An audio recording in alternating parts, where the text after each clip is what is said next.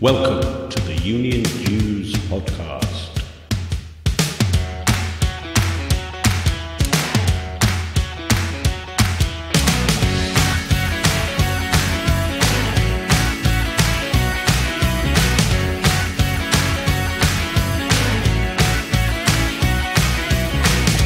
The UK's only all things union podcast, designed for your downloadable digital delight and appreciation.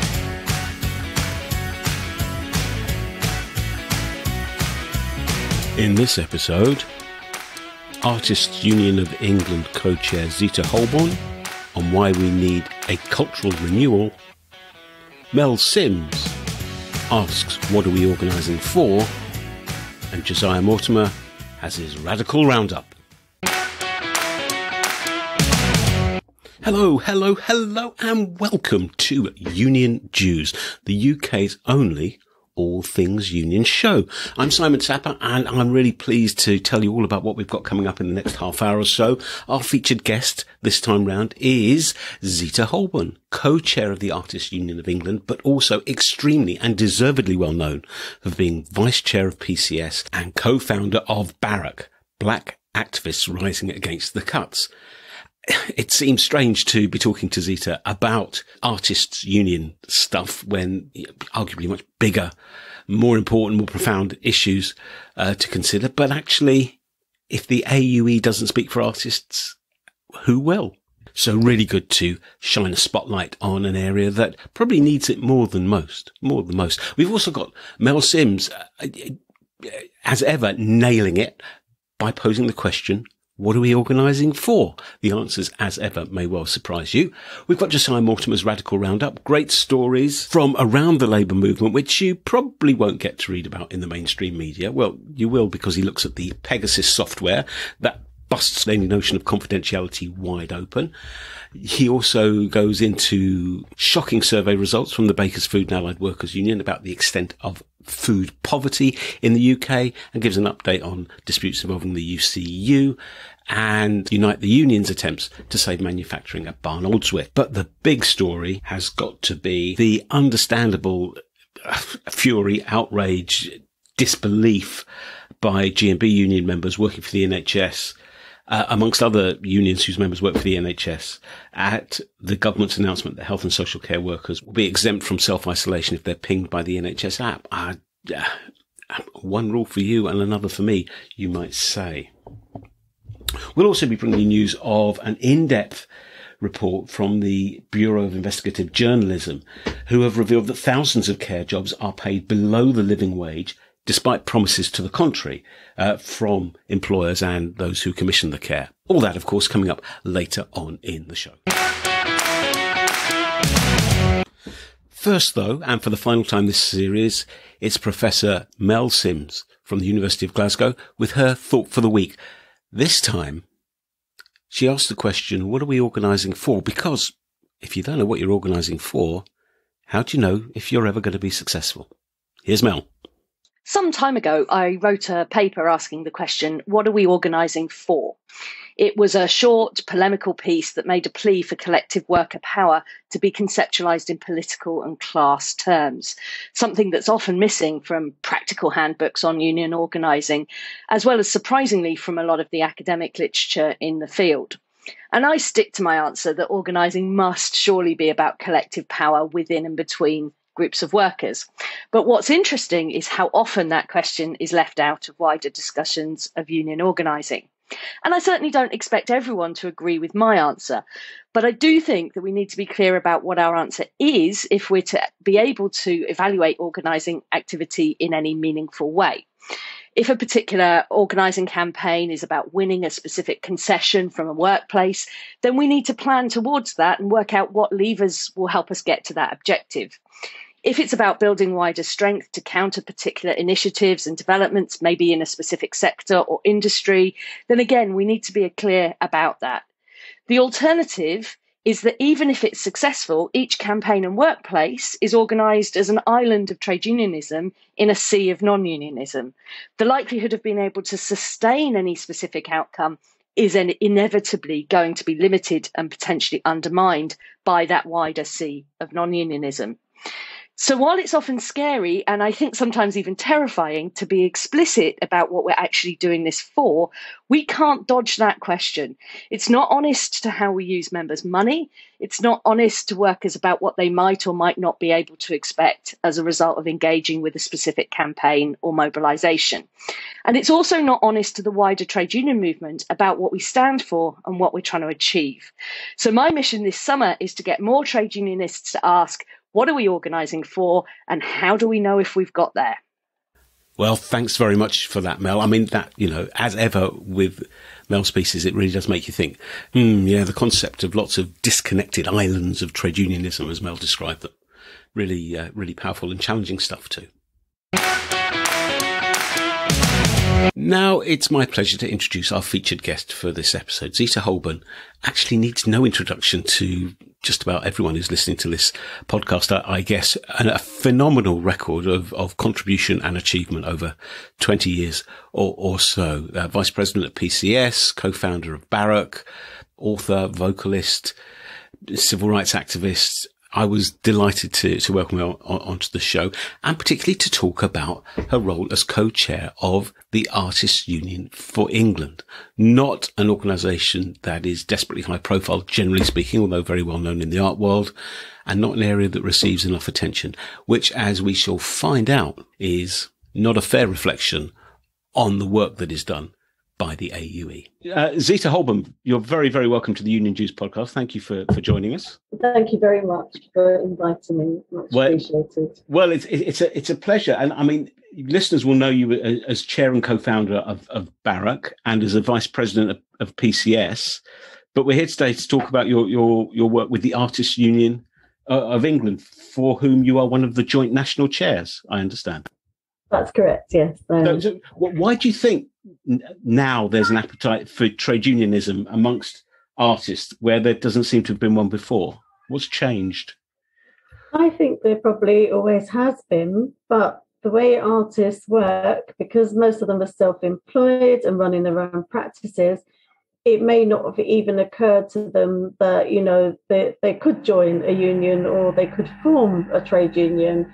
So I think the artists have been aware for a long time, of the kind of exploitation and bad treatment that they receive at times, from employers or through the contracts that they gain. But I think in terms of the artists that decided to set up AUE and establish AUE in the first place, we're talking about a period where we were in a decade of austerity, which was having disproportionate impacts on people working in the arts and the culture sector. We've now been hit by the pandemic, which has made things even harder. And, our sector is one of the sectors that's hardest hit. So I think it's probably more about people not knowing where to go or what to do. And I think our artists have always organised themselves in other ways, even before we had a union. And there was, of course, an artists union in Scotland before ours was established too. Yeah. I mean, it's quite encouraging in a way, isn't it, that there is a trade union consciousness, I suppose, because in other sectors you see people forming networks or groups or whatever, but increasingly you do see, particularly in the creative sector, people saying, no, I want a union, and a union has a particular identity and allure. So what's the kind of range, the breadth of occupations and skills that your members and potential members will have? So we're primarily a union for visual artists, but that can include some artists that are working in moving image and sound, because of course visual artists are not just painters. They're a broad range of things, and often they're multidisciplinary artists as well. Our members are quite poor, struggling artists who work with communities, who work in human rights, who work to make society better, in education as well.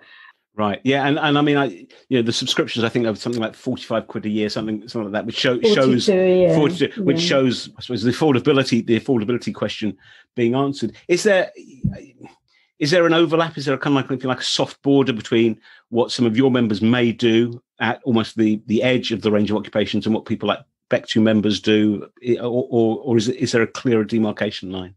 Well, in some ways, there is a clear line because, of course, BEC2 members are working in broadcasting.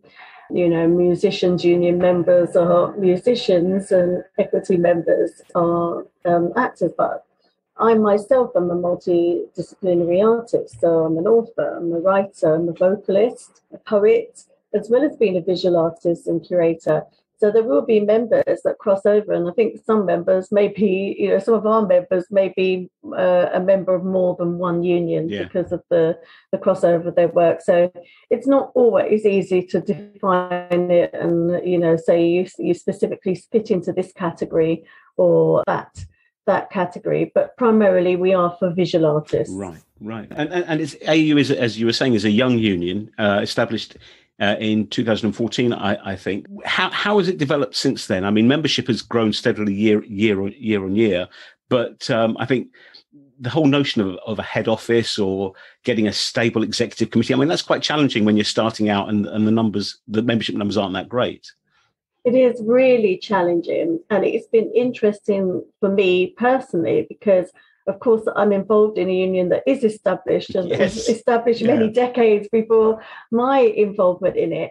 So going from that, where I took for granted that we had all these staff and a headquarters and regional offices and all sorts of resources, to having absolutely nothing and effectively, completely dependent on running on people power because we don't have a premises. We don't have any paid staff and that sort of thing. So we have to do everything ourselves.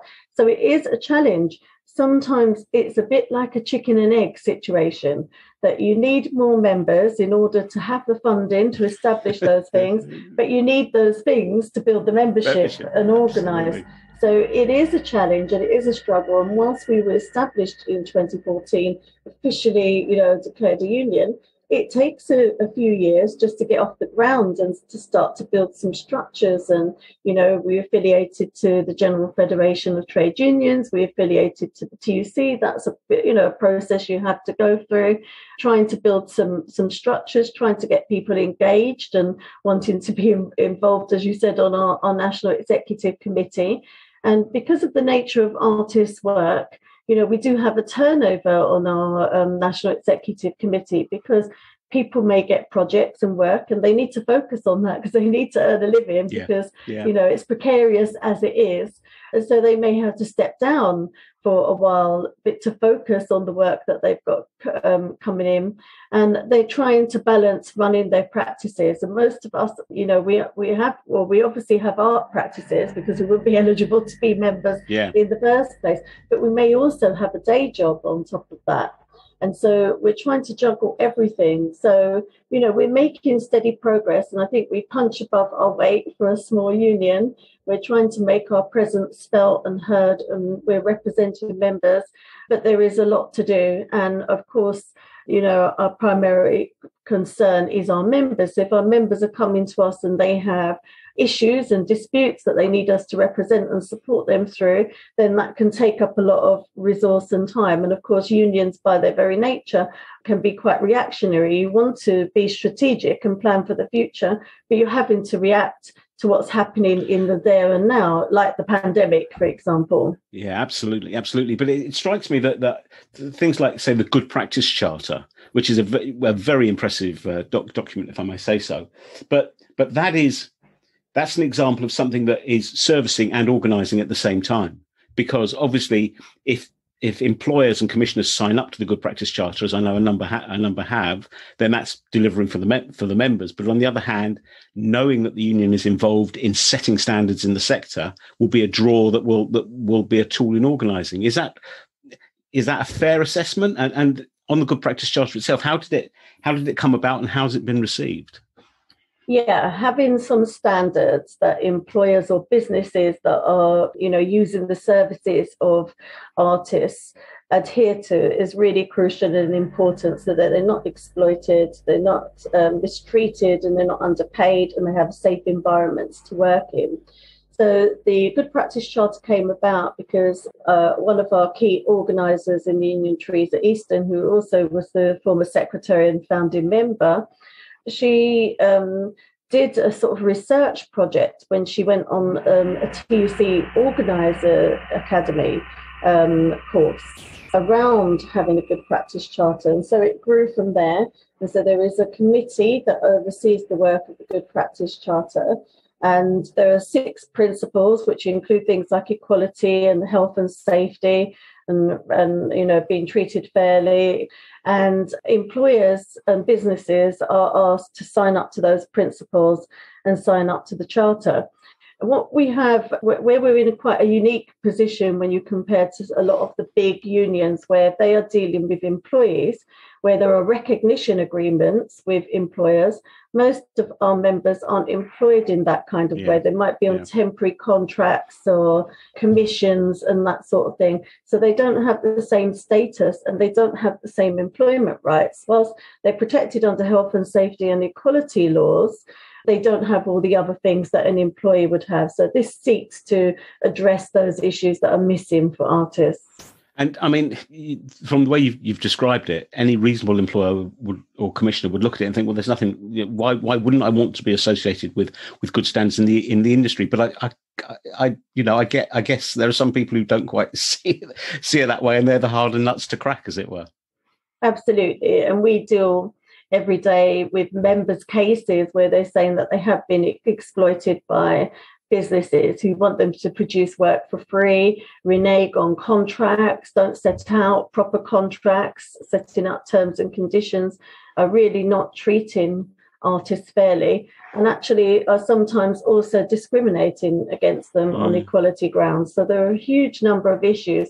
And ideally, we'd like to reach a stage where we have that collective bargaining. So, for example, I've been to Canada and spoken at the Artists Union conference there, and they have managed to secure, and they've been established a lot longer than us, they've been around for decades and decades, recognition agreements, through local government in cities, which protects artists. And that's really what we need in place. But the Good Practice Charter sets to address some of those issues. And obviously, we have had some businesses sign up, but we need a lot more to sign up, and we need to work on organising to get that buy-in. So it becomes a virtuous cycle, though, doesn't it? Because the more that sign up, the greater the momentum behind the push for universally decent standards. Absolutely. I mean, you absolutely understand the difficulty in thinking strategically when there is so much local representational work to be done. But what are the strategic objectives for the union over the next two to 3 years? Really, our key objectives are set on an annual basis. So we have an annual general meeting. It is a motion-based AGM, usually. So that would set our policy. This year, we did things differently. We had all the challenges of COVID, and we ran some workshops at our AGM to focus on our priorities. So some of the issues that we are focused on, certainly for the year ahead, is, of course, the impacts of COVID and how that impacts on studio space, health and safety, pay, accessibility, sustaining our sector. So that's a key priority. We've also looked at universal basic income, because one of the things we found with the pandemic, and actually we've been campaigning, since the pandemic hit us, and tried to lobby the government, because we felt that we fell between the cracks when it came to government measures to support people. In fact, they left all self-employed people out at the beginning, if you recall, and then through lobbying and campaigning, they included.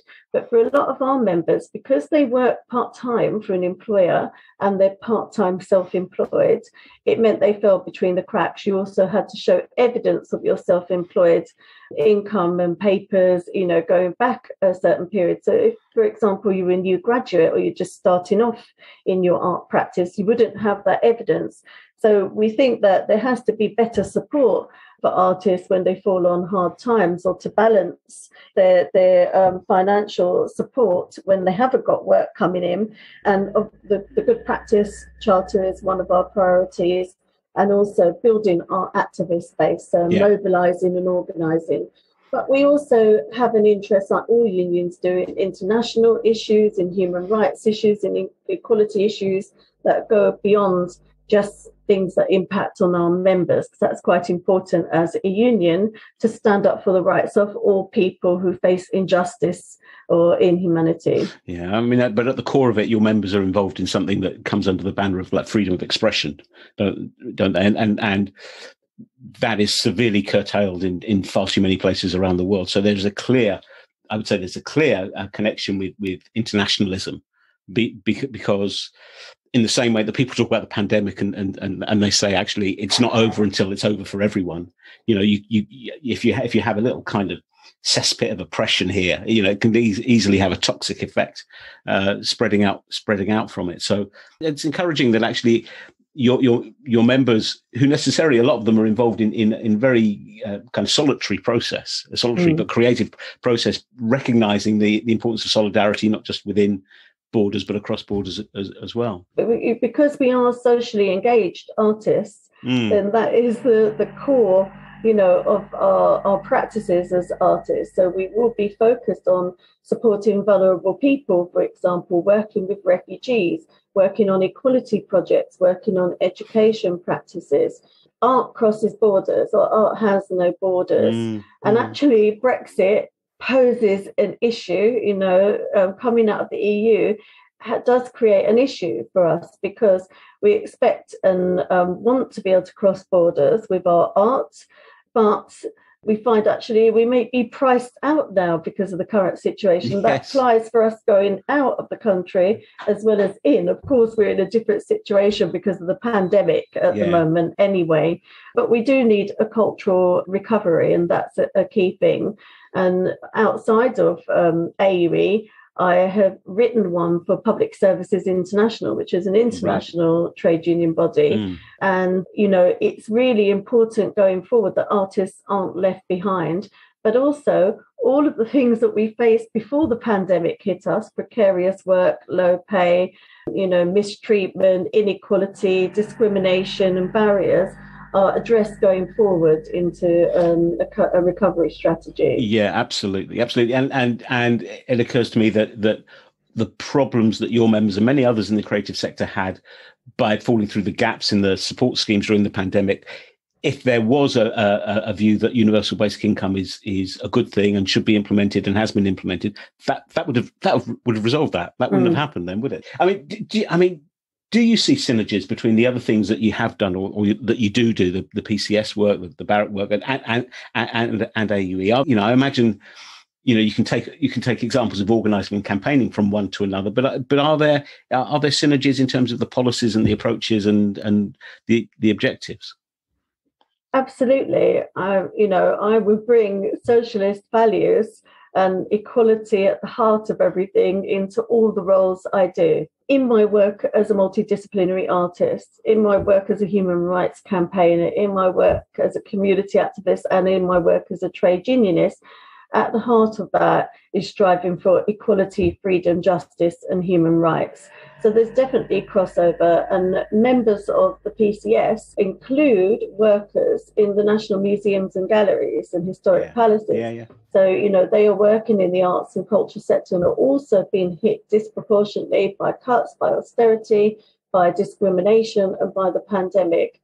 So there's a definite crossover. And of course, the work that Barrack does is focused on racism and race discrimination. And way before I was involved in AUE, I was running campaigns that challenged racism in the arts and culture sector. So there's definite crossover and connection between everything we do. Our struggles are all connected anyway, globally. I share that view. I'm always almost dumbfounded when I encounter people who take such an insular, almost silo-based view that seems to say actually everything's contained in this block here and there's no interconnectivity. I don't see how that can possibly be the case.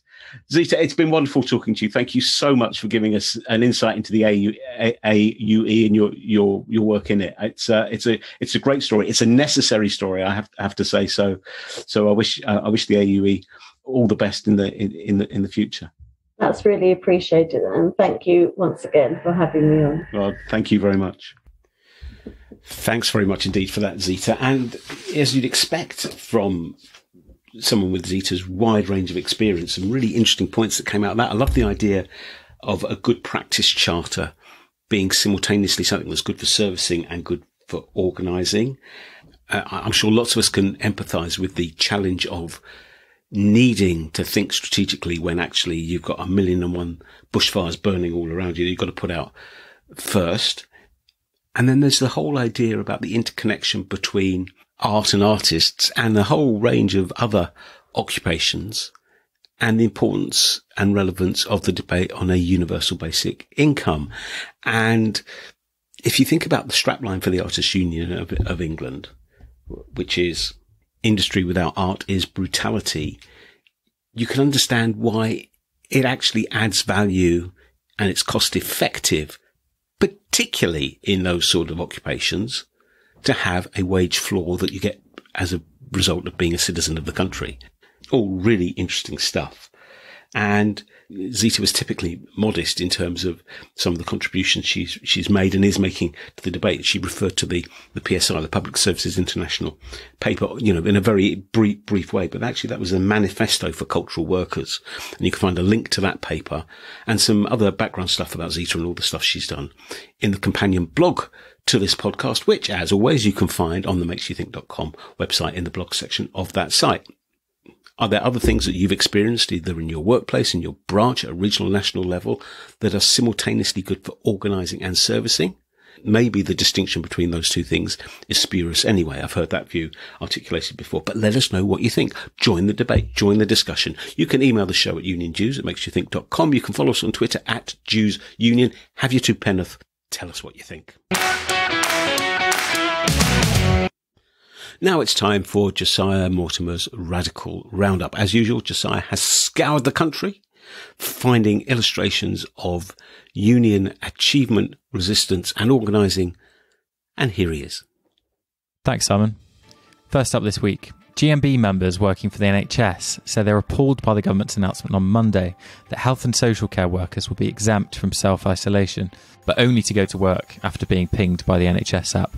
Double vaccinated frontline NHS and social care staff in England who've been told to self-isolate will be permitted to attend work in so-called exceptional circumstances under the government's plans. But Holly, a mental health nurse from London, said the decision shows how little regard the government has for frontline workers' safety and well-being. She added that the staffing crisis is desperate and this policy was being used to plug the gaps. The GMB is concerned that forcing otherwise isolating staff into work could harm patients and branded the policy one rule for politicians and another for us.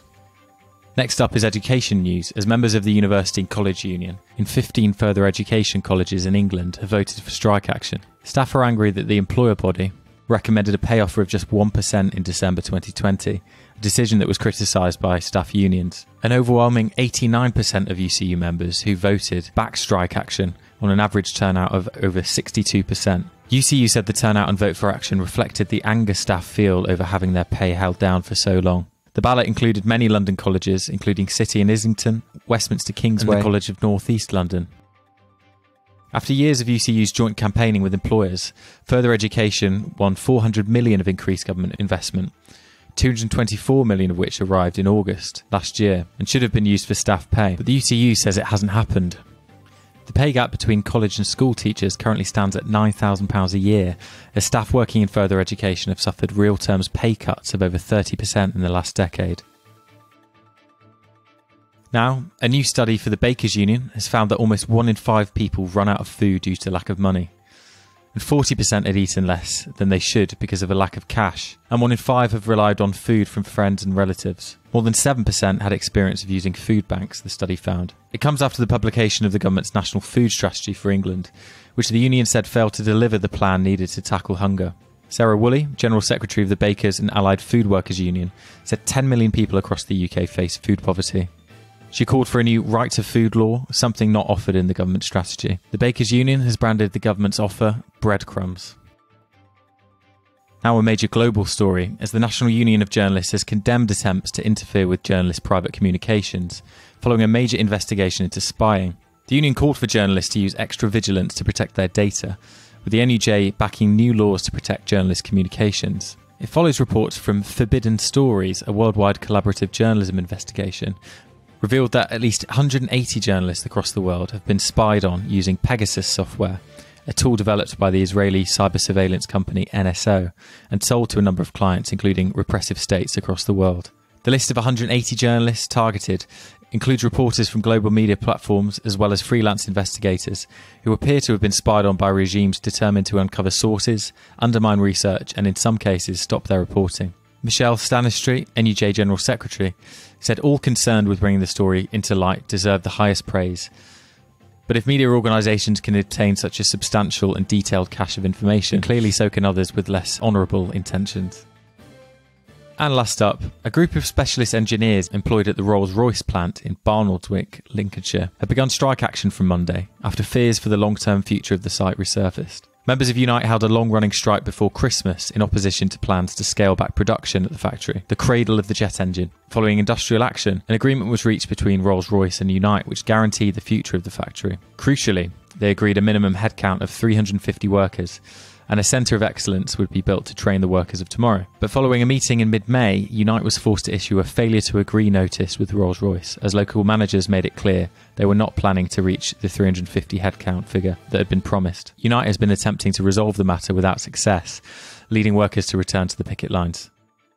That's all from this week's Radical Roundup. Catch the full story on leftfootforward.org this Wednesday. Back to you, Simon. Thank you very much indeed. Josiah, one story that didn't make the Radical Roundup but that caught my eye was a new report from the Bureau of Investigative Journalism, who have revealed that thousands of care jobs are paid below the living wage, despite promises to the contrary from those who employ the care workers or who commission the care packages. The BIJ found that more than 60% of care worker jobs advertised in the last 6 months, which is more than 7,000 jobs across Britain, were paid less than the real living wage. That was even higher in Wales, where nearly 3/4 of all care worker jobs were below the real living wage, despite the fact that the Welsh Government recently pledged that all care workers should be paid at that rate. 43 local authorities have signed up to a charter by Unison in which they, the local authorities, pledged to pay their care workers a real living wage. But the Bureau found jobs advertised for less than that in 37 of those 43 areas, with some offering as little as £8 an hour, which is well below the national statutory minimum wage for those over 21. So well done to the BIJ. Good story, well researched, very, very timely, as the government promises yet again to sort out social care for good. And you can find links to the full report by visiting the companion blog to this website, which is on the makesyoutthink.com website. Or you can just type Bureau of Investigative Journalism into Google or any other search engine, and it will take you to the BIJ website. Well, we're nearly out of time for this episode. You'll know, I'm sure, from listening to any previous episode, that Union Jews is part of the Labour Radio Podcast Network, which is a gathering of over 100 local radio and podcast shows, all featuring trade unions and the great work that they do on behalf of their members. You can access any of those shows through the Labour Podcast Radio Network portal, which is labourradionetwork.org. I hope you've enjoyed what you've heard over the last half hour or so. I hope it's made you think somewhat. I hope it's given you pause for thought. You can find out more about any of the subjects, all of the subjects we've discussed on the show, by reading the companion blog post that goes with this and every episode of Union Jews. You can find that, as I've said before, and as you must be bored of hearing me say, on the makesyoutthink.com website, makesyoutthink.com. Look on the blog section of that website. You will find the companion blog post with links, background, signposting, everything you could possibly need if you want to follow up any of the things that you've heard on the show. You can also join the discussion, and we'd be delighted if you would. You can email the show at unionjews@makesyoutthink.com. You can tweet us at JewsUnion. You can subscribe to Union Jews from the podcast platform of your choice. On the podcast platform of your choice, you can also rate the show. 5 stars. Go on. You know it's worth it. You know it's a good thing. If you do nothing else today, well, thanks for your support anyway. It's very much appreciated. This, in fact, is the last episode in the current series, but we will have a couple of special episodes over the next 2 or 3 weeks. One on the Match Girls dispute and another featuring James Farrar, the General Secretary of the App Drivers and Courier Union, one of the so-called new unions, about his experiences and views on organising and servicing and taking on Uber. In the meantime, my thanks to Mel, my thanks to Zita, my thanks to Josiah, my thanks above all to you for choosing to spend some of your time listening to the show, and my thanks to all who have contributed to this series of Union Jews over the last 12 weeks or so. I hope I'll see you again for our special episodes, but if not, then sometime in the autumn, sometime further down the road. Until then, stay safe, take care of each other, be kind, and I'll see you next time on Union Jews. Bye for now.